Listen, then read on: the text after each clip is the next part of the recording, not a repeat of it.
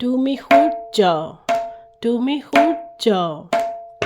অসমীৰ আকাশত সোণালী আভাৰে জ্বলি থকা এটা নক্ষত্ৰ তুমি সূৰ্য তুমি গল্ডি তুমি শক্তি প্ৰিয়জনৰ বুকুত সোণ হৈ জিলিকা অসীমৰ নীলাত জ্যোতি হৈ জিলিকা পাত সোণৰ এটি জ্যোতিষ্ক তুমি সূৰ্য তুমি গীত তুমি ছন্দ